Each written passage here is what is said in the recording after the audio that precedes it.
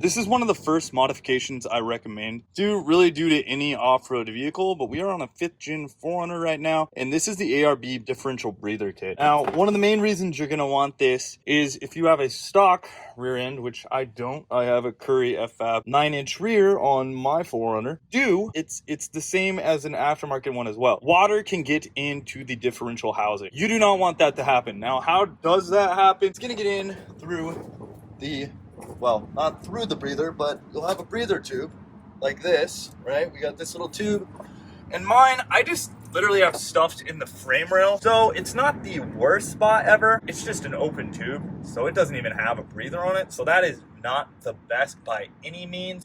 But what ends up happening is your axle seals over here can actually make a vacuum effect when under the water, and it can, well, push in or suck in because the air is going to be pushing out here, and the water is going to be wanting to come in through here.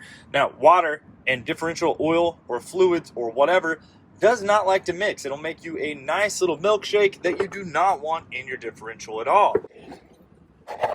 The breather itself, heat resistant line, ARB zip ties, the shark bite connector, some thread sealant on there already. Fitting itself is you just press it in and it seals very nicely. But all you have to do to take it off is just compress this part back down, and you can slide it back out very easily. Let me show you. See? And then all we have to do, press in on that, and it's literally right back out. You can do it one-handed. You will hear you press it in,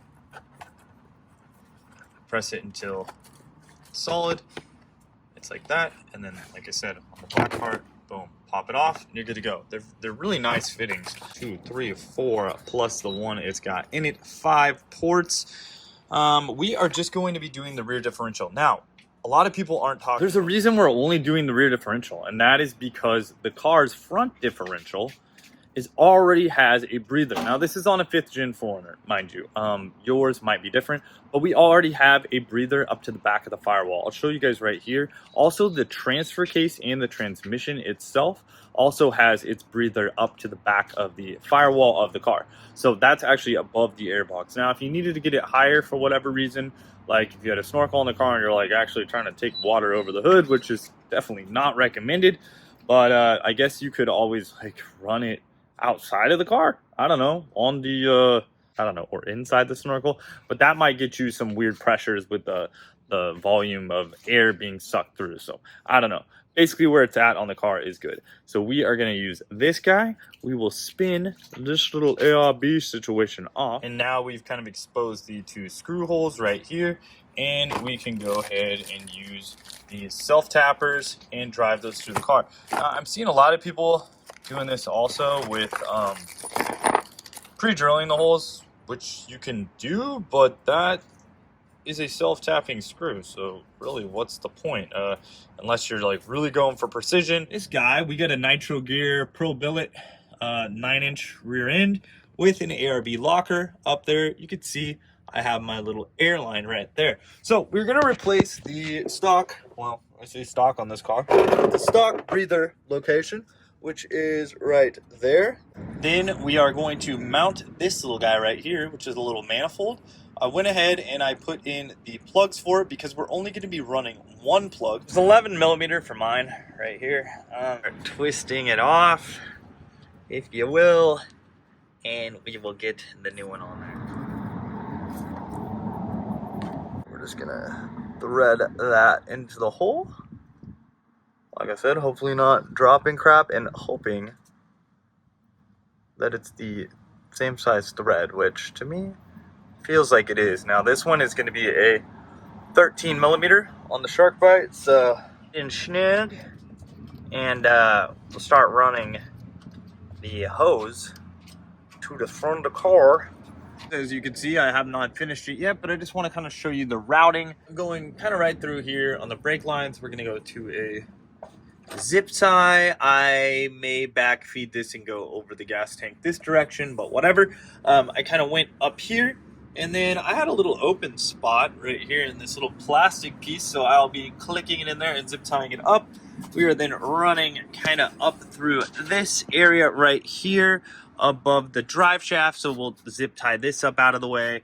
We'll zip tie it right here. I ran it through this heat shielding area right here to make sure that it's not touching the exhaust.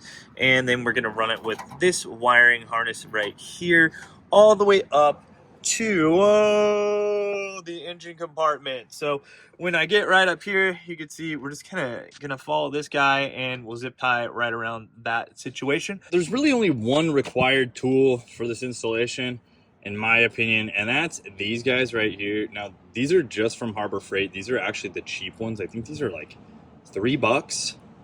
Flush cut snips, man.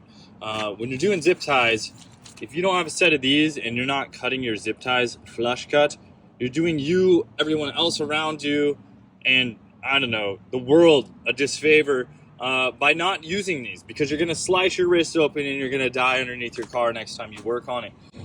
Not really, but I mean, you're gonna cut yourself, you're gonna hang it on something, something's gonna snag on it, and you're gonna be freaking pissed off. So these are what's up when installing zip ties. And actually, I was gonna mount this to the firewall. I don't see a ton of room that I like, and I think what I'm gonna do to get it up a little bit higher is I'm just gonna mount it with zip ties to this wiring harness. Maybe I'll change it up in the end, I don't know. But from what I see, because I got dual batteries, my intake's taking up quite a bit of room. I got my batteries right here. I'm actually thinking I'm just gonna zip tie it on the main wiring harness right here. That'll get it like a little bit more up and out of the way, and I can loop it around there. That's what I did similarly on this guy right here. I actually just zip tied this one up and out of the way for my ARB single compressor for my lockers, and I like that because it's as much up out of the car as it can be. It's like at the highest point, and that's really what you're looking for here. You're looking to get this thing the highest point in your vehicle. I mean, so that's it right there. I like it because it's high. It's higher than I would get with drilling it. It's probably an inch or two higher. And like I said, I have this one over here. I've had no issues with this guy. Before, this was mounted downward at the bottom of my compressor, and what happened is, well, water would pull up in here and it actually just messed up my compressor and it stopped working. I also have an Outback Extreme Air underneath here, and we got the twin Odysseys. This is a Group 35, and that one's a Group 34R right there. So it's a bit of a big battery. All right, so went ahead and ran the ARB breather there, zip tied it up right there, zip tied it up to kind of the brake line area right down there. We're gonna tuck it up far away from any sort of exhaust. That is my exhaust area, but that catalytic converter, we're gonna go ahead and zip tie this pretty far back, if possible. All right, so now I'm going back and I'm just cutting all the zip ties, flush cut. Get your flush cut flush right up in there, and you know, give it a nice flush cut like that. Just nice and flush. Nice and flush. No, don't do that. That's why I'm saying get these, because you will just go up here and you go like this. Oops. And no cutty. Can't even cut yourself. Look at that. Nice and smooth. Actually, that one needs a little bit better.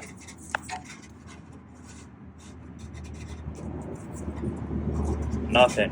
What's the difference between a amateur ass install, which I'm not gonna say I didn't use zip ties, but I'm just saying, when you do it right, you take your time, it's gonna do better in the future for you. If you ever have to service anything, it's very nice to make sure you don't die the next time you go down here and just try to mess around with the zip ties. Okay, so I got kind of like a loop going on. I got it a little loose in this area because I want it to move when it flexes, but I think just like this and one more cut like right here, and we'll be good to go and stab it in. And then we'll push it in there, stabbed in nice and tight. Oh no, getting my shit dirty. So now I just want to look at this, make sure I'm looking good here. All right, so as far as the breathers go, we actually have two right here. That is, I'm pretty sure that one's the one for the front diff right there on that fuse box, and it's pretty dang high. It's above the wheel well and all of that. And it looks to be okay. Honestly, the thing looks a little bit juicy, and we could possibly extend it in the future. Trust me, that is where your transfer case and your transmission ones are. They kind of clip onto the backside of the transmission bowel housing. But yeah, overall, that is the install there. I did get a greasy shoulder. Dang it, that kind of sucks. I got grease on my shirt. But yeah, overall, pretty easy. Obviously, I'll be keeping an eye on this, seeing if there's anything going on. But yeah, the 4Runner looks freaking sweet, man. Oh yeah. So I'm gonna clean up, put any of these spare components kind of in my spare parts box that I have for when I'm out there on the trail if I need to fix anything. So I'll probably end up keeping this line in there as well, because that could make a good trail repair. All these shark bite fittings, we'll keep those in there as well. We'll go ahead and put all of this other stuff back in the toolbox, and we are good to go.